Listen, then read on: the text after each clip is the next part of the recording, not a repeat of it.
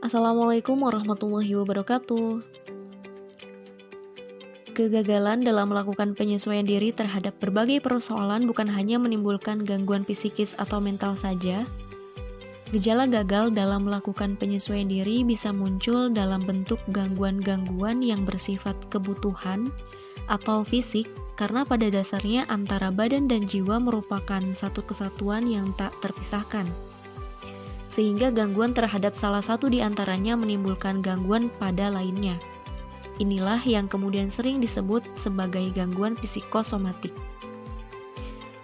Oke teman-teman, sharing kali ini kita akan bahas terkait apa itu gangguan psikosomatik. Penyakit-penyakit psikosomatik merupakan gangguan kesehatan yang bukan saja umum kita jumpai dalam populasi ini, tetapi sering menimbulkan kesalahpahaman di bidang medis. Medikasi sering memberikan kesembuhan secara cepat, namun bukan berarti persoalannya menjadi beres karena seringkali penyakit tersebut kambuh kembali berulang-ulang. Ini berkaitan karena sumbernya bukan pada tubuh yang sakit, melainkan pada persoalan mental yang belum terselesaikan. Fenomena gangguan psikosomatik. Krisis moneter yang melanda di Indonesia menimbulkan dampak yang luas. Salah satunya dampak yang muncul berkaitan dengan krisis ini adalah meningkatnya jumlah penderita gangguan jiwa. Salah satu bentuk gangguan jiwa adalah apa yang sering disebut sebagai gangguan psikosomatik.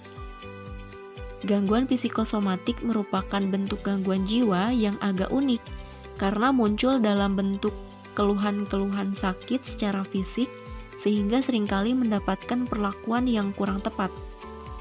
Nah, menurut Yusuf, pada proses perkembangan terjadinya gangguan psikosomatik, krisis moneter berfungsi sebagai stresor psikososial, sedangkan gangguan psikosomatik berfungsi sebagai reaksi individu terhadap stresor tersebut. Gejala-gejala psikosomatik yang menimbulkan berbagai macam penyakit, hal ini merupakan akibat adanya ketidakseimbangan lahiriah dan batiniah yang menimbulkan stres, frustasi, ketegangan, kecemasan, dan lain-lain. Kemudian kaitan antara badan dan jiwa itu apa? Secara singkat dapat dijelaskan bahwa antara badan dan jiwa terdapat hubungan yang sangat erat. Namun ini berlainan dengan pandangan dualisme yang menyatakan bahwa antara badan dan jiwa terpisah dan bisa dibedakan. Berdasarkan penelitian, otak ternyata merupakan pusat integrasi dari badan dan jiwa. Otak manusia selain merupakan pusat pikir, yaitu otak besar, yang merupakan pusat kesadaran, juga merupakan pusat emosi, yaitu otak kecil maupun batang otak. Jadi sebenarnya antara pikiran dan emosi terdapat jalinan yang sangat erat karena semuanya terjadi di otak. Nah, berdasarkan anatomi seperti inilah, maka muncul istilah kecerdasan emosi, yaitu bagaimana seseorang bisa mengelola emosinya sehingga berguna untuk meningkatkan kualitas hidup. Emosi pada gilirannya akan mempengaruhi kerja sistem syaraf, hormonal maupun fungsi otak lainnya. Orang yang cerdas secara emosi akan mampu mengintegrasikan kerja sebuah bagian otaknya sehingga mampu berfungsi secara optimal. Misalnya gini, ketika menghadapi suatu persoalan, otak kecil dan batang otak akan berinteraksi atau bereaksi sehingga mengacu pengeluaran hormon yang ada di otak. Hormon ini pada gilirannya akan mempengaruhi kerja kelenjar hormonal lain yang ada di tubuh kita. Misalnya seperti kelenjar adrenal yang terdapat di ginjal.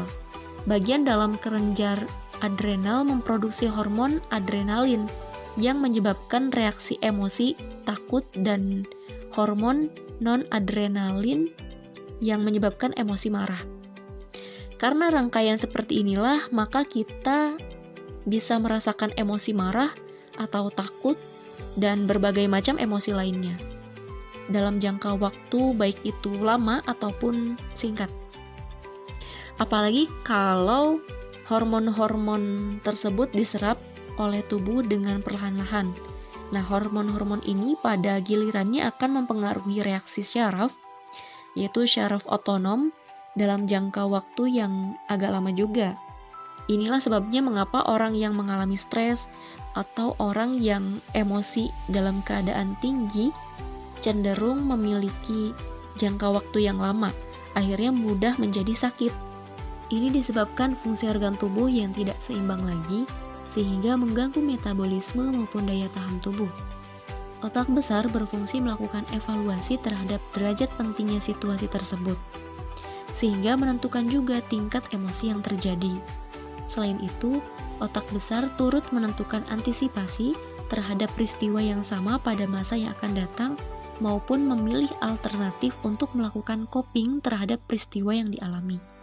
Nah, kecerdasan emosi pada dasarnya membantu individu untuk menentukan cara-cara yang konstruktif untuk menguatkan hubungan atau jalur antara otak besar, yaitu yang berfungsi sebagai pusat berpikir, dengan pusat emosi, sehingga individu tidak akan menggunakan otak kecil maupun batang otak sebagai pusat emosi untuk melakukan reaksi terhadap peristiwa-peristiwa yang dihadapi. Lalu apa kaitannya gangguan psikosomatik dan kepribadian? Beberapa penelitian menunjukkan ternyata gangguan psikosomatik berkaitan dengan kepribadian seseorang.